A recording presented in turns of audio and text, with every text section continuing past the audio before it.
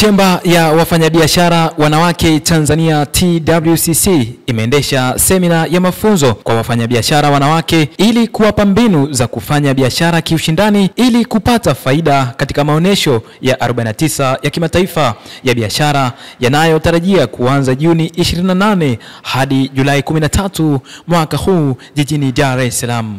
Akizungumza jijini Dar es Salaam wakati wa kufunga semina hiyo, mkurugenzi wa TWCC Dr. Mwajuma Hamza amesema zipo mbinu nyingi wanawake wanaweza kuzingatia ili kufanikiwa katika maonesho hayo, ikiwemo nidhamu ya biashara. Aidha, Hamza amesema mfanyabiashara anatakiwa kutumia fursa ya kuwepo katika banda la TWCC ili kumsaidia kukua kibiashara.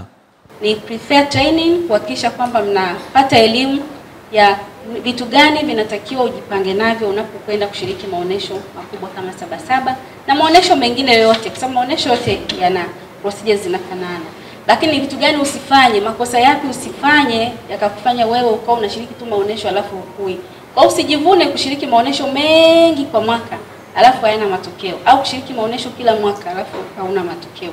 Tunatamani sana ukishiriki maonesho kama mwaka huu ni mara yako ya kwanza, mwakani tunategemea tukuone umechukua banda mwenyewe kule Tantre. Kwa maana umefanyaje? Umekuwa, si ndio? Au tukuone eneo lingine. Yaani hatutamani tukuone wewe kila siku unataka kushiriki banda la TWCC. TWCC ni daraja. Ni nini? Daraja. Wajasiriamali wadogo kutoka mikoani, kutoka maeneo mbalimbali tunashiriki wote kwa pamoja, lakini daraja la wewe kukua. Na uzuri banda letu liko located sehemu ambayo ni nzuri, ambao kuna watembeleaji wengi, kuna wageni wengi sana. Kwa hiyo ukitumia ile fursa vizuri kutoka pale na zile oda mnazozipata ukizitumia vizuri, naamini unaweza kukuza biashara yako. Kwa hiyo kikubwa ninachotaka kuwaasa ni wale ambao mnashiriki maonesho kuanzia kesho, karibuni kwenye banda la TWCC, karibuni Sabasaba. Tunategemea mkao waoneshaji wazuri, ni mengi mlikuwa mnazungumzia, mbalishane uzoefu, lakini shiriki kikamilifu. Tunashindanishaga pia washiriki bora ndani ya banda. Sisi kama taasisi tunashindania banda bora kwa ujumla kwenye maonesho, lakini ndani ya banda tunashindanisha wajasiriamali waoneshaji bora. Kwa hiyo nafikiri kuna vitu vingi mmeambiwa msije mkavifanya wakati wa maonesho. Mwingine anaacha meza yake kusimama huku, anaenda kusimama kule, anasimama barabarani na anaita wateja. Ile sio ustaarabu wa maonesho. Kwa hiyo naamini vitu vingi mmefanya, nimeona mkifanya practical pia hapa, namna ya kudili na wateja. Alafu ujui mteja ni nani.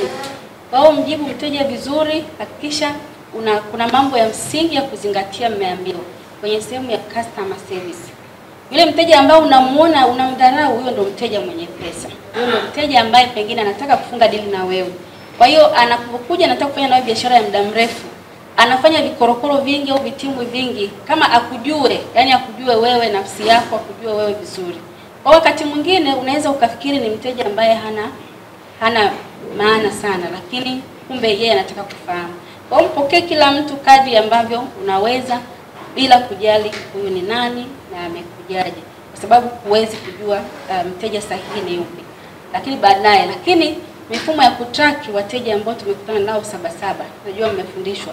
Haturuhusu mtu kukaa kwenye banda la TWCC bila kuwa na kitabu cha wageni, bila kuwa na business card zisizopungua 100. Kwa hiyo kesho asubuhi kwenye banda lazima uoneshe hizo kadi, lazima uoneshe kitabu cha wageni, lazima uoneshe vitu vingine vyote, na haturuhusu mtu weka bidhaa haina lebo.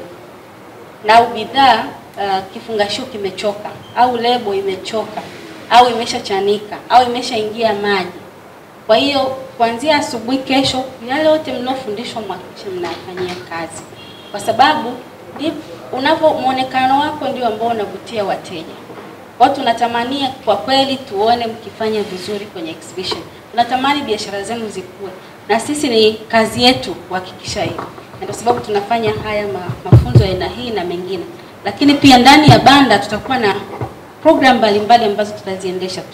Wale ambao mnashiriki kwenye banda mnafahamu tunakuwa na mafunzo pia yanaendelea kutoka kwa wadau mbalimbali. Tutakuwa na taasisi za fedha, tutakuwa na taasisi zinazowezesha mikopo kidigitali, tutakuwa na taasisi kama TRA na wengine.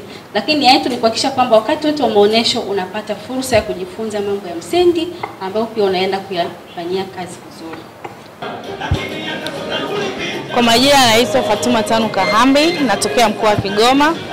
Ni mjasiriamali najishughulisha na utengenezaji wa sabuni mbalimbali.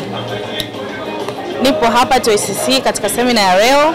Nimejifunza vitu vingi sana kuelekea maonyesho ya Sabasaba. Tumejifunza vitu mbalimbali, jinsi ya kuongea na wateja wetu na jinsi ya kuweza kukua katika biashara ndani na nchi ya nje na nchi za nje. Pengine kuelekea msimu wa maonyesho ya Sabasaba, msimu wa 49, wewe umejiandaje katika msimu huu? Katika msimu huu nimejiandaa vizuri sana.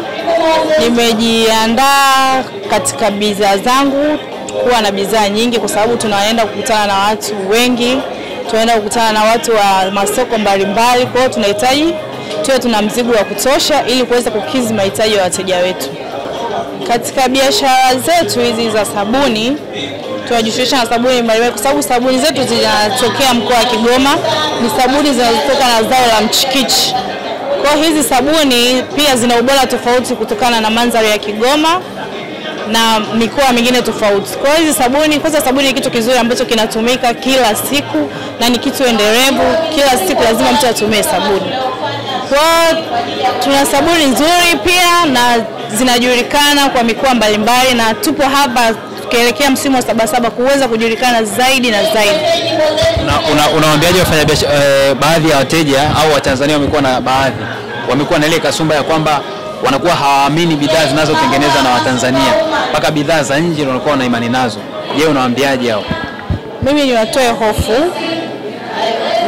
wenye hofu ya kusema kwamba product za Tanzania sio nzuri. Product zetu ni nzuri. Kwanza mtu mzalendo anatakiwa kwanza usupport cha kwenu. Ukivushe kiweze kufika huko, waweze kukijua na wao wazidi kukipenda kitu chetu cha ndani ya Tanzania yetu.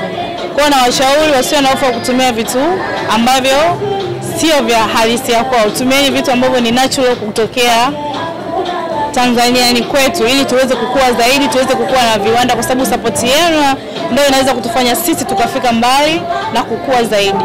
Asante.